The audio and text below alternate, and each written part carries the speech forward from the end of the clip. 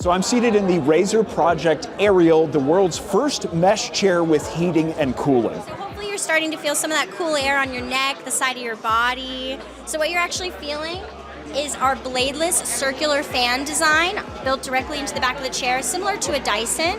And if you see on the front, you'll see slits on the top and the side where the air is actually coming out. Another cool feature is if you go from hot to cold, you'll see that the chroma will start to change as it heats up and cools down. So the way this specific technology works is that it is mesh for better breathability, and the fan in the back is controllable right here from a little control panel where you can control fan speed, and you can also go between cool and warm settings. So can we talk about price point and launch date? So this is just in the concept phase right now. So unfortunately we're not discussing price or timing, but last year at CES we actually showed off Freya, which was our haptic cushion for interactive gaming, and that came to market 9 months later. So you never know, but right now it's still in the concept phase. Got it, so stay tuned for more information. So I'm here at MSI's booth, and they've introduced this new concept turntable that would allow users to customize their Coreliquid cooler. Can you tell me what this is all about? What's the purpose of this? A lot of people like to put, toys or Funko Pops or something like that inside of their PCs. So this just gives you another option to showcase, your personality. Right now we're showcasing one of our Lucky figurines. We have a series of those coming out. I think they look great inside of that. Can you talk to me about the capacity, the payload for how much it can hold? Is there going to be a plan for selling a line of figurines that can sit on that? Like, what's the future of this thing and how much can it hold? As far as a plan to sell more figurines, that's probably TBD. I don't know too much information on that, unfortunately, but it's not just limited to MSI products. So most toys around 2 or so inches in height should fit right in and work just fine if it's made of plastic and not some very heavy metal. So right now, still a concept, no price point or release date. You're literally just testing it to see what the interest is. Exactly. We're just gauging interest, but I'm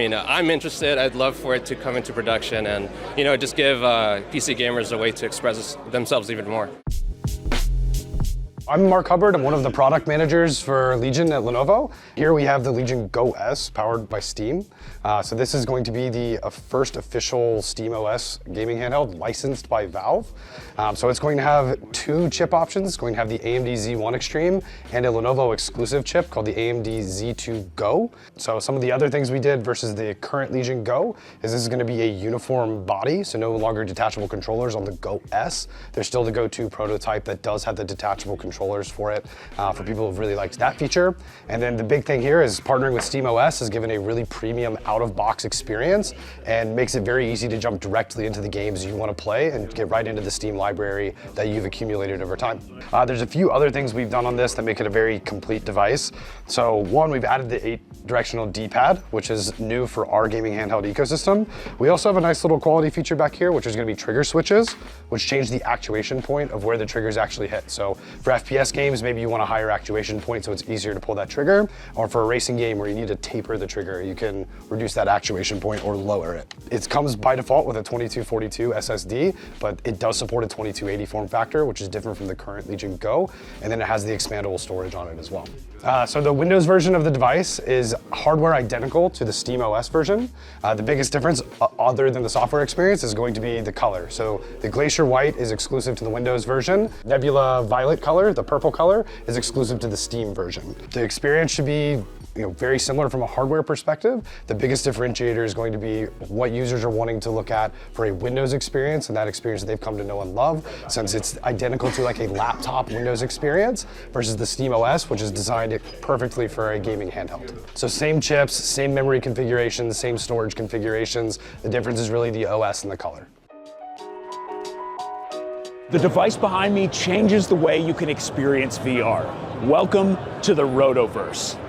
So this is the Roto VR Explorer. This is a product that's been 10 years, a long journey to get here. We launched just a month ago as part of the Made for Meta program, so this is a Meta endorsed product. At a first glance, it looks pretty impressive and complex. Can you tell me about some of the technology that went into it? We have a motorized base and we have a head tracker that clips onto your headset, and wherever you look, the chair automatically turns. And then we have haptic feedback that goes through the chair, all running wirelessly to give you the best experience. That was my next question. question. Tell me about how this improves the VR gamer's experience. So if you're seated in VR, people do not tend to move around. So what we do is we use the joystick controls to artificially do the movement for us. And if you move that right joystick to seamlessly turn around, and we call it smooth locomotion, the disparity between what your ears, which is a rotational sensor, it feels nothing, and what you see where the visuals are moving, that disparity causes motion sickness for most people. So what the industry standard has become is as you move that joystick, it snap turns you or you teleport around, and that breaks the immersion. So our rather extravagant solution is we do the turning for you so you don't feel motion sick and you don't have to break the immersion. The Roto VR Explorer, you can buy it now in GameStop in the US or on Amazon or our website, rotovr.com. It's $799 with free shipping. It's completely modular. You can upgrade the seat for an extra $299, which gives you extra comfort. We have a desktop application if you want to work in VR, and so we have a desktop that turns with you, and in the future we'll have holographic communication with a camera as well, so that's super exciting. We've got the joysticks, or HOTAS as we call it. So this will turn into a motion simulator for like over 100 games in August. So Microsoft Flight Sim, that kind of stuff. It will, the chair will match the in-game cockpit religiously. And then we've got racing, where you'll be able to race in 360 degrees with a force feedback wheel, with the haptics going through your body in the top titles that are out there. What's your vision for how the future of gaming looks? Yeah, I have faith in where VR is going, thanks to the huge investments and pockets of innovation from all over the world solving various problems. But ultimately, what's the user going to be doing? VR is not just about what you see, it's about what you feel and what you're physically doing, and we're supporting the user in whatever journey that they wish to go in.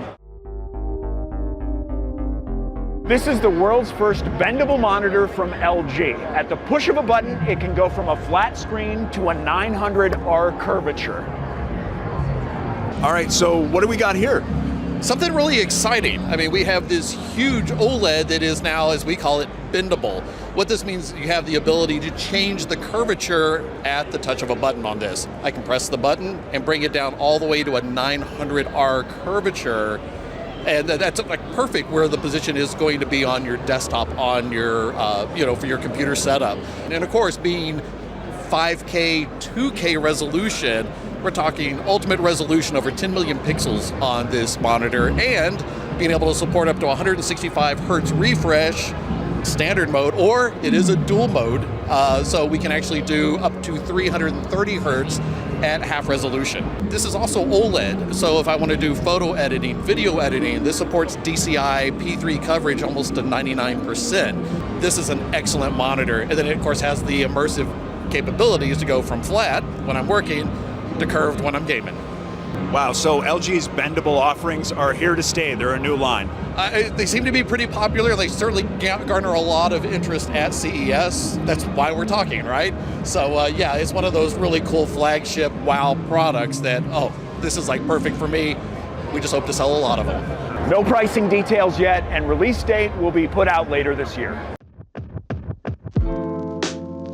This is the brand new Atari handheld Gamestation Go. It's like a revived version of a retro vibe. You know what I mean? It's somehow like, it feels retro, but it also feels new and cool. So some of the key features of the Atari Gamestation Go is that it includes the paddle similar to our Atari Gamestation Pro from last year, but now in addition to that, we're including a trackball and a number pad, as well as shoulder buttons, which are all new features as part of the portable handheld. Additionally, it has a 7-inch screen, and then of course stereo sound. It has HDMI out for connecting it to your TV, as well as pairing up to 2 additional controllers, so you can play those wirelessly, almost kind of like a Nintendo Switch, but with your favorite Atari games. It has a micro SD port that you can use for firmware updates, wink wink. Additionally, it has a feature that we developed called Smart Glow. Only the controls that you need for a particular game will light up, which is really helpful for different games over the years that need different buttons. So I gotta ask the question I think a lot of people were wondering. Is this thing an emulator, or will there be brand new game offerings? What can we expect? It's a combination of technology that we use to run the games, because it includes Atari 2600, 5200, 78, Arcade, M Network, and now it's going to include the Atari Recharge Collection, the Centipede Recharge game, Atari's Balls of Steel pinball game, So there's a number of different consoles that we had to incorporate with these that have their own requirements. That sounds like a great excuse to fire this thing up. Can we turn it on? Let's do it. That's why we're here, right? This is our all new intro screen. Super exciting. It's definitely not 8-bit, I'll tell you that. I mean, there are some 8-bit games, but it does a lot of things. You can see the general UI, which is all new. So this is the Atari library, and then it's divided by console. So these are the stat picks. So really the games that we thought people would have a great experience playing on the device. And then as well, it's divided by consoles. How about price point? Do we have a price point for this thing yet? Yeah, so the price point for this is going to be $149.99, and that's our MSRP. And how about release date? That's the other big question. Yeah, so the date that we're saying is Q3. That's kind of the public date that we're sharing. But we know people are really excited about it, and we hear you.